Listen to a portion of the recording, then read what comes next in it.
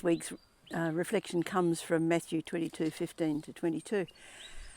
In the last few bits of Matthew, we've been looking at parables or pictures that Jesus has been giving of the kingdom of heaven and what it's like.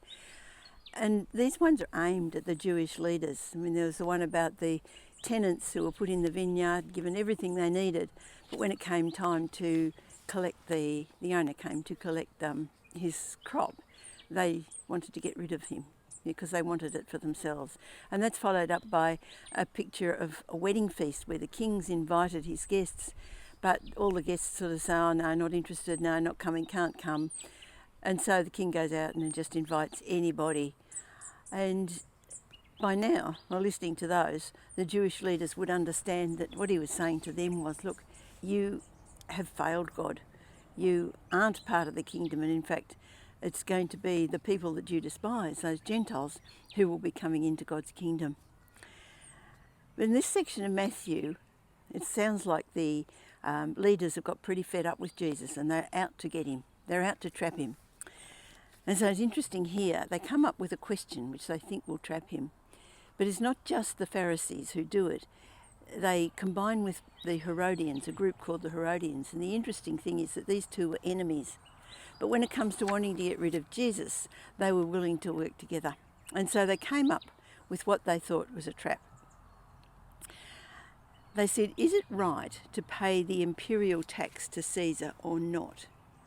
Now what they're thinking was if he said, oh no, you don't pay the tax, then he would be arrested. But if he said, oh yes, you should pay the tax, then people would go off him because it was a very unpopular tax. So first of all, they come to him, and I just love the way they try to lay the butter on pretty thick. They say, you are a man of integrity. You teach the way of God in accordance with the truth. You aren't swayed by others because you pay no attention to who they are. It's actually the first part of their trap because they want Jesus to think, finally, they're going to listen to me. They're going to believe that what I speak is the truth from God. And so he would then speak without thinking what he was saying. But that's a trap that humans fall into. Flattery can make us think that we're someone that should be listened to, and so we just spout off.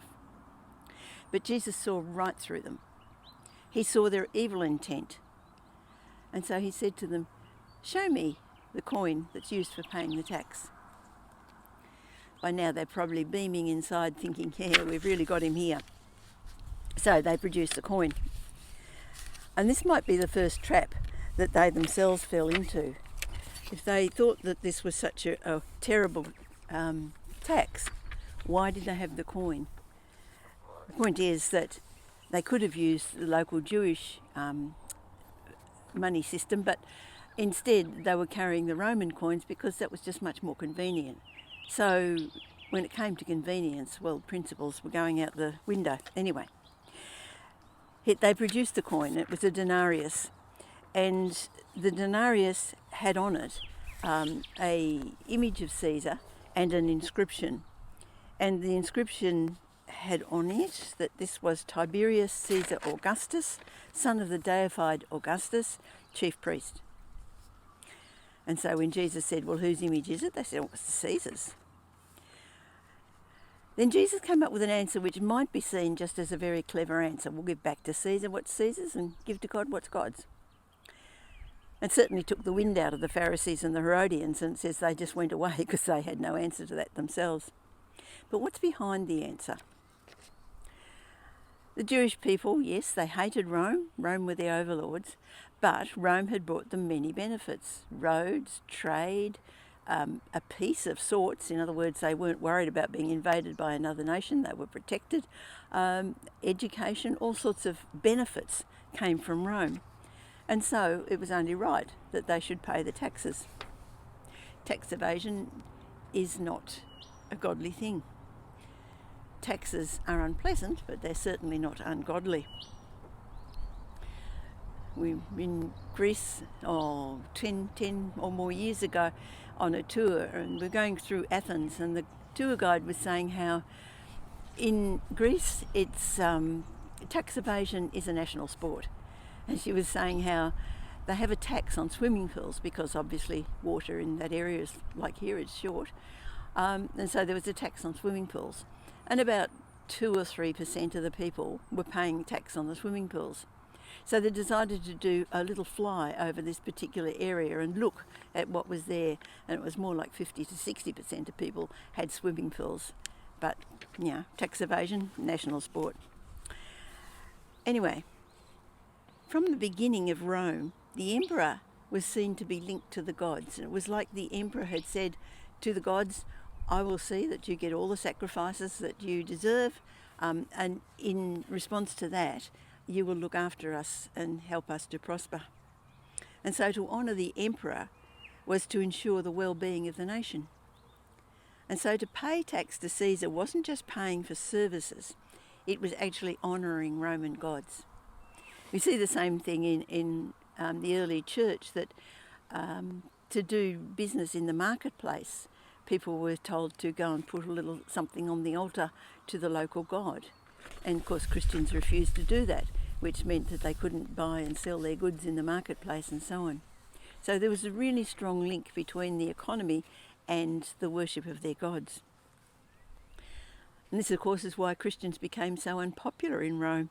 It wasn't that they were rebellious or bad people, it was because they were refusing to say Caesar is Lord, and in doing so they weren't just insulting the pride of Caesar, they were seen as endangering the well-being of society.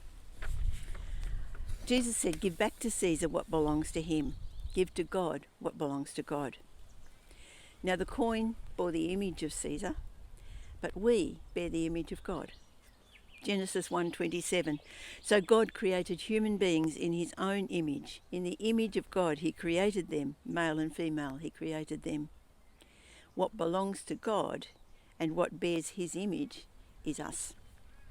We're called to give ourselves back to God, who's given everything for us. But we have to discern what belongs to Caesar, and we have to be willing to give that back. We need to discern the areas where Caesar has no right, and we need to be willing to give to God what belongs to God. And that may bring us into conflict with society, but we need to have that discernment.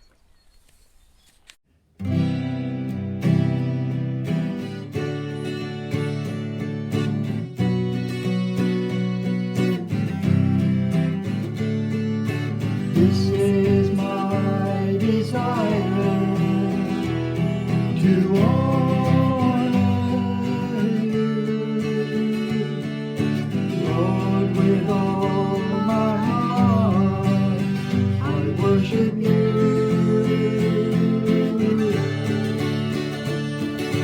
All I have within me, I give you praise. All that I adore is in you.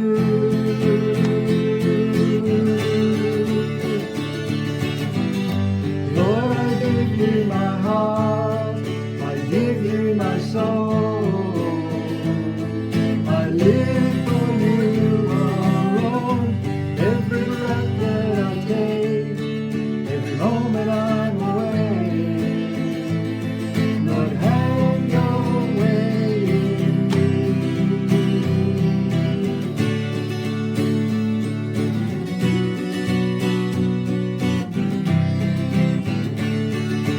This is my desire to walk